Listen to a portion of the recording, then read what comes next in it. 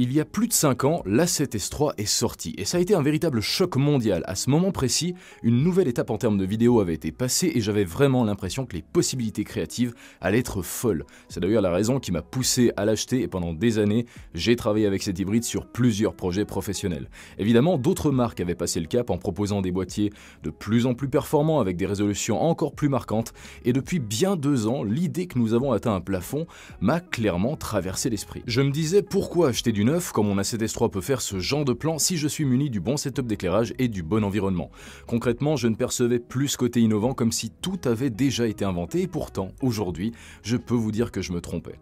Déjà parce que je suis passé à la FX6, meilleure ergonomie, meilleure utilisation générale en tournage grâce notamment à ses fonctionnalités et depuis que je l'ai, je suis comblé, je la considère comme étant l'arme ultime de mon setup sans problème. Ce qui m'amène à répondre à cette question, qu'est-ce qu'on attend des futures caméras? Pour commencer, un prix plus abordable. On l'a vu avec Red et ses deux Komodo qui ont baissé presque de moitié, c'est quelque chose qu'on va voir de plus en plus avec le temps.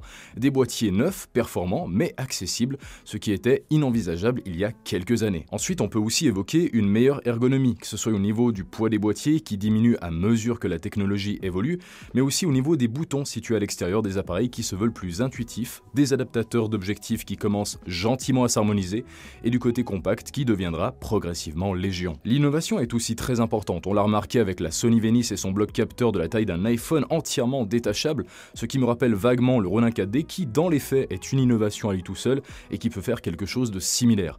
D'ailleurs, il faudra qu'on en parle un jour de cet engin, mais concrètement, ça veut dire qu'il faut s'attendre à être surpris par les constructeurs dans les années qui suivent. On n'est vraiment pas à l'abri de ce genre de surprise. Évidemment, la science de l'image est aussi à prendre en compte. C'est l'un des concepts les plus étudiés et avec des outils comme DaVinci Resolve qui poussent l'étalonnage à son paroxysme, il faut aussi que les capacités internes suivent et la différence est clairement visible entre aujourd'hui et il y a 5 ans. Ça se joue dans les détails, mais c'est souvent là où on gagne du temps en montage. Si ton boîtier performe magistralement, ton boulot par la suite sera réduit en conséquence. En résumé, même s'il s'agit d'une liste non exhaustive, il faut se rendre à l'évidence que nous sommes très loin d'avoir atteint un plafond au niveau caméra. Ce qu'il faut finalement garder à l'esprit, ce sont les besoins que vous avez, car ce sont ces derniers qui jugeront si oui ou non, vous devez changer de boîtier. En tout cas, j'espère que vous avez apprécié cet épisode et nous on se revoit la prochaine fois dans une nouvelle vidéo. Alors d'ici là, portez-vous bien. Allez, ciao ciao.